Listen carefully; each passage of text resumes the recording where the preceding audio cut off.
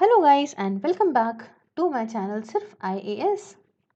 तो यहाँ पे Indian economy by Sanjeev Verma ji की सीरीज को कंटिन्यू करते हुए आज मैं आपके सामने इसका चैप्टर नंबर 34 जिसका नाम है lessons from crisis in open economies इसे प्रेजेंट करने जा रही हूँ। तो आइए शुरू करने से पहले चैनल को सब्सक्राइब कर लीजिए, बेल आइकन को भी प्रेस करिए ताकि आपको रेगुलर अपडेट्स मिलती रहे। अब देखिए ओरिजिन को जान लेते हैं। छोटा सा 1-2 1.5 पन्ने का चैप्टर है, बस कहानी की तरह सुन लीजिएगा, बहुत ज़्यादा चक्कर में मत पड़िएगा इसमें।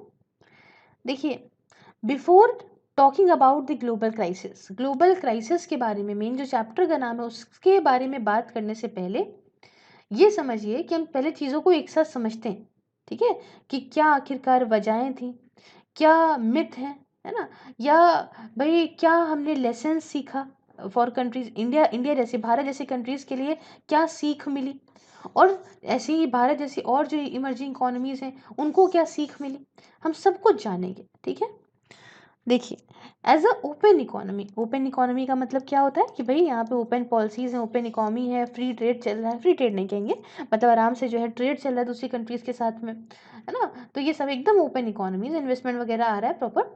तो ओपन इकोनॉमी के तौर पे moving towards both convertibility as well as market determined exchange rate are necessary.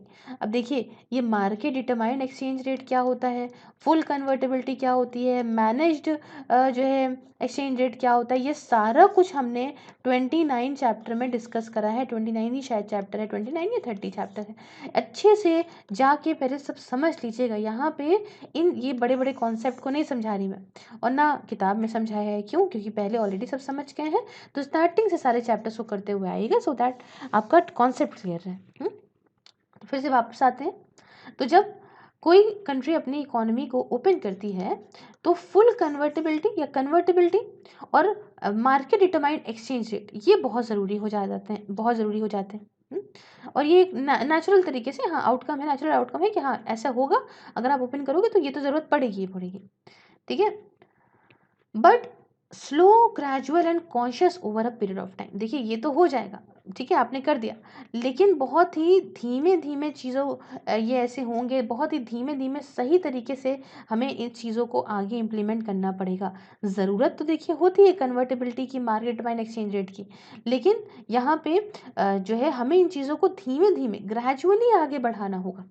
ऐसे नहीं, वक्त के साथ साथ देख समझ के काम करना होगा, अंधे के धुंधा नहीं कर देना होगा कि बस ठीक है चलते चले जा रहे हैं, हाँ हाँ हाँ चलो करना है, ओपन कर दिया तो जल्दी जल्दी ये कर दो, जल्दी जल्दी वो कर दो। मार्केट को समझो, देखो हमें फ़ायदा होगा नहीं होगा, तब चीज़ें आगे बढ़ेंगी। हालांकि ये सारे फैक्टर्स जो हैं और ओपननेस जो है, चाहे भाई ये रिस्पॉन्सिबल हों क्राइसिस के लिए इतिहास में, स्पेशली 1980s में, 1990s में कुछ कंट्रीज़ में क्राइसिस आई थी ना, जैसे आपकी मेक्सिको में आई थी उस समय चील में क्राइसिस आई थी, साउथ ईस्ट एशियन कंट्रीज़ में क्राइसिस आई थी, अर्जेंटीना में आई थी। जैसे ही इन्होंने खुद को ओपन करा, ठीक है, जैसे ही इन्होंने अब खुद को ओपन करा उनके बाद इसमें क्राइसिस आई। लेकिन आप ये नहीं कह सकते कि हाँ यही सारी वजहें हैं कि हाँ भाई उन्होंने मार्केट डिमांड की तरफ नहीं बढ़ा या बढ़ दिया। ठीक है, इस बारे में हम ऐसा नहीं कर सकते हैं।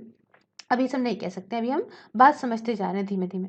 तो आप ये अब कह सकते हो कि ओपननेस जो है वो ना ही ओपननेस और ना ही फुल कन्वर्टेबिलिटी, ना ही मार्केट डिटरमाइंड एक्सचेंज रेट, इन तीनों में से कोई भी चीज़ रिस्पॉन्सिबल नहीं है क्राइसिस के लिए। अगर हम ये कहें कि भाई इन इकोनॉमीज में क्राइसिस आ गई तो क्यों आ गई, ठीक है, क्या वो फुल कन्वर्टेबिलिटी की वजह से आ गई, करेंसी की फुल कन्वर्टेबिलिटी कर दी, या फिर उन्होंने ओपन कर दी अपनी मार्केट को इसलिए आ गई, या फिर उन्होंने मार्केट डिटरमाइंड एक्सचेंज रेट को अडॉप्ट कर लिया इसलिए आ गई। तो इनमें से कोई वजह नहीं है, ठीक है, बस वजहें कुछ और हैं। आपको समझाती हूँ क्या वजह है। तो पहली वजह ये है कि जो कॉम्बिनेशन है ना, एक्सचेंज रेट को जिस तरह से डिटरमाइन करा जा रहा है या कन्वर्टेबल का जो कॉम्बिनेशन है वो ना सही होना इसकी वजह है। देखिए, हमने आपको पहले भी बताया था कि एक्सचेंज रेट, कन्वर्टेबिलिटी, यहाँ पे कन्वर्टेबल करेंसी अलग अलग चीज़ें हैं, है ना, इनका कॉम्बिनेशन बनता है। तो मान लो कि पेग्ड या फिक्स एक्सचेंज रेट है और कन्वर्टेबल करेंसी है, तो ये सब इनकम्पैटिबल बैठेगा ना, कि ये तो मार्केट डिटरमाइंड एक्सचेंज रेट होगा अगर, ठीक है। तो चलो भाई उसके साथ कन्वर्टिबिलिटी फिट बैठ रही है, लेकिन पैक्ड एक्सचेंज रेट है और कन्वर्टिबिलिटी है, तो कहाँ सही कॉम्बिनेशन बैठ रहा है। और सही कॉम्बिनेशन ना बैठने की वजह से क्या दिक्कत हो रही है कि क्राइसिस आने के चांसेस बढ़े जा रहे हैं, है ना। That is if there is full convertibility, मान लीजिए कि वहां पे अगर फुल कन्वर्टिबिलिटी है तो एक्सचेंज रेट को मार्केट डिटरमाइन होना पड़ेगा, जैसे कि थाईलैंड और अर्जेंटीना में देखने को मिलता है। देख लीजिए, मेरी बात फिर से गौर से समझ लीजिए।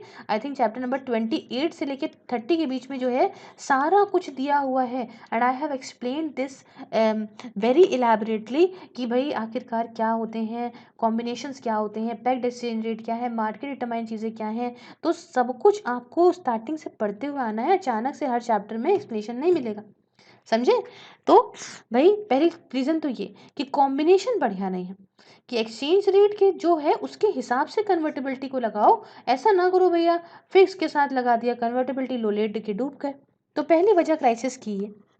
दूसरी वजह ये कि सब भागे पड़े, बस भागे पड़े कि भाई यहाँ पे हम किसी तरह से इकोनॉमी को ओपन कर दें, as the south east Asian economies allowing for full kinds of all kinds of inflows irrespective of their objective, short term और लॉन्ग टर्म और क्राइसिस इंडियन इकोनॉमी। सब यहाँ पे समझो, खासकर जो ये जो साउथ ईस्ट एशियन इकोनॉमीज है ना, तो इन्होंने क्या करा कि भाई इन्होंने इन्फ्लो अलाउ करा कि आओ भैया हमारे यहाँ पैसा आओ लगाओ, हमारे यहाँ पैसा लगाओ, आ जाओ आ जाओ, आज इन्वेस्टमेंट कर ले, आज इन्वेस्टमेंट कर ले। उनको कुछ पता नहीं है उद्देश्य क्या है क्या नहीं है सामने वाले का, इन्वेस्टर का, बस आ जाओ हमारे कर लो, ठीक है। शॉर्ट टर्म है लॉन्ग टर्म है, भाई शॉर्ट टर्म के लिए तो बेकार है ना। आज मान लो पैसा लगा दिया, वही एफपीआई वाला हिसाब किताब कि फॉरेन पोर्टफोलियो इन्वेस्टमेंट वाला, कि अभी तो पैसा लगा दिया, एकदम से हल्की सी आपकी इकोनॉमी डगमगाई, सारा पैसा बाहर भाग जाएगा। तो ये सारी की सारी क्राइसिस हिडन इकोनॉमीज हो जाती हैं, जब जो अपने आप को ओपन करने के चक्कर में फटाफट से डिसीजन ले लेती हैं। तो ये एक बहुत बड़ी वजह है क्राइसिस की।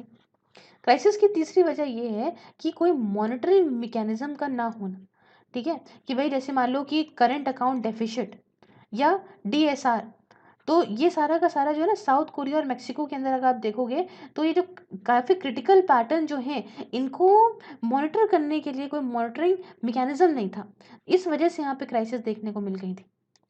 चौथी वजह कि lack of oversight on short term inflows and their objective. अब भाई यहाँ पे समझिए कि इनका सीन ये रहा कि कुछ पता ही नहीं था शॉर्ट टर्म इन्फ्लो आ रहा है, क्या करना है क्या नहीं करना है, कैसे आ रहा है, कुछ चीज़ों का नहीं, बस इन्फ्लो आ रहा है उसी में खुश। और इन्फ्लो किस उद्देश्य से आ रहा है, किस ऑब्जेक्टिव से आ रहा है। जैसे एफडीआई आता है जब हमारे यहाँ फॉरेन डायरेक्ट इन्वेस्टमेंट, तो उनका उद्देश्य क्या होता है कि हम आएंगे, हम इस कंट्री के अंदर जो है अपनी जॉइंट में पैसा लगाएंगे, हम उसकी जो है उसको कंपनी को आगे बढ़ाएंगे, प्रॉफिट कमाएंगे, ये ऑब्जेक्टिव होता है। अब भाई शॉर्ट टर्म वाले में उन्होंने पैसा वैसा वैसा लगा दिया बॉन्ड्स वगैरह में, शेयर मार्केट वगैरह में, लो भाई नहीं समझ में आया फटाफट भाग गए, ठीक है। उसके बाद पांचवा वजह ये utilising short term inflows for long term uses which are technically flawed, जैसे थाईलैंड। अब यहाँ पे समझो एक कौन सी कंपनी थी बताइए ज़रा, अगर आपको याद हो तो अभी साल 2 साल पहले की बात है, एक एनबीएफसी बड़ी ज़्यादा जो है डूबने की कगार पे आ गई थी।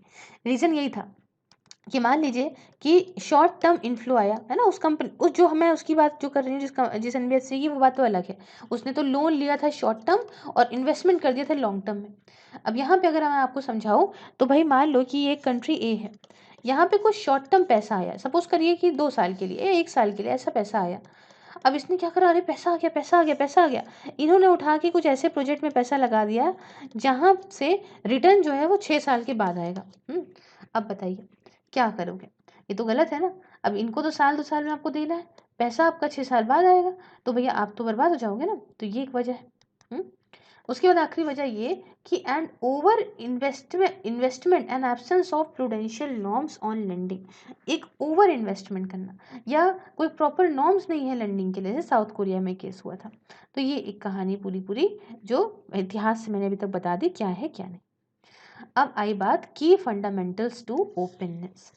देखो ओपन इकोनॉमी को अगर मैं साफ शब्दों में छोटी भाषा में अगर आपको बताऊं तो ये बात आप कहोगे कि क्या आखिरकार फंडामेंटल्स या लेसन्स हमने सीखे इन सारे क्राइसिस से, कि ओपन इकोनॉमी करी तो आखिरकार क्या नुकसान हमने देखे, क्या दिक्कतें हमने झेली। तो पहली चीज़ तो जो हमने सीखा वो सीखा कि अगर फुल कन्वर्टेबिलिटी है तो क्या होना चाहिए, अभी समझ गए ना, फुल कन्वर्टिबिलिटी के साथ मार्केट डिटरमाइंड एक्सचेंज रेट होना चाहिए।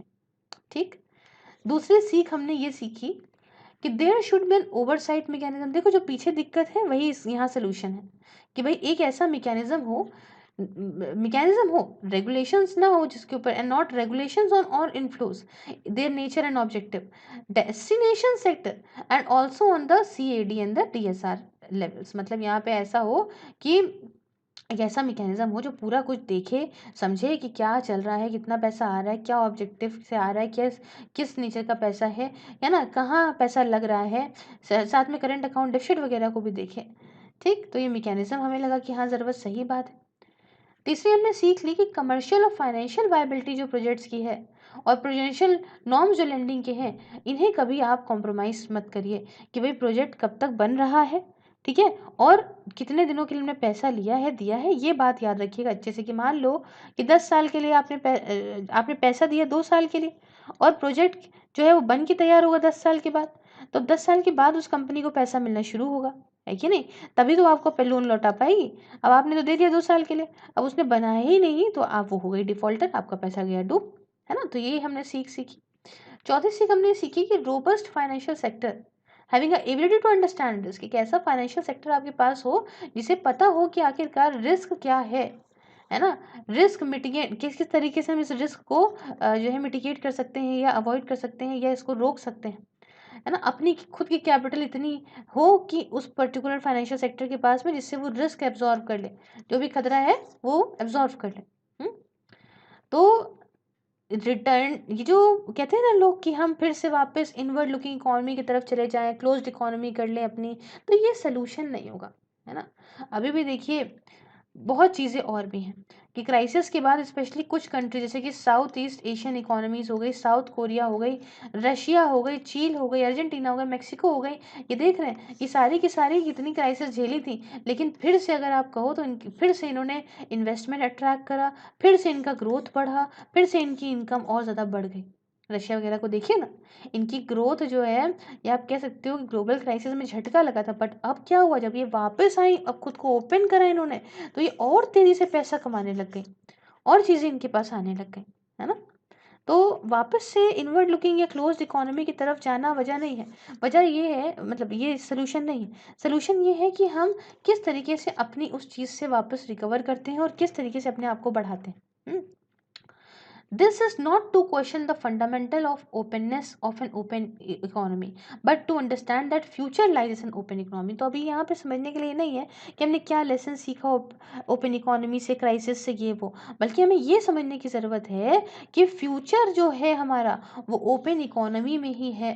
हमें बस इतना करना है कि हमें अपनी गलतियों से सीखना है, ध्यान रखना है प्रॉपर चीज़ों का अच्छे से, और तब चीज़ों को इम्प्लीमेंट करना है ना?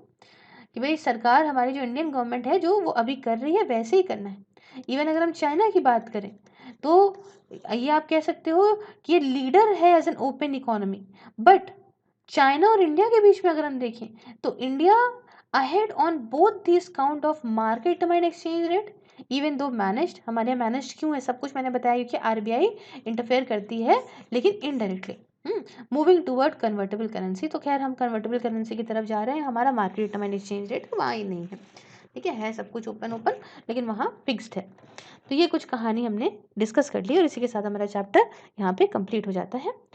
और अगर आपको वीडियो अच्छा लगा तो do like, share and subscribe, and if you want to support me in my work, just press the join button, enjoy the video. Thank you.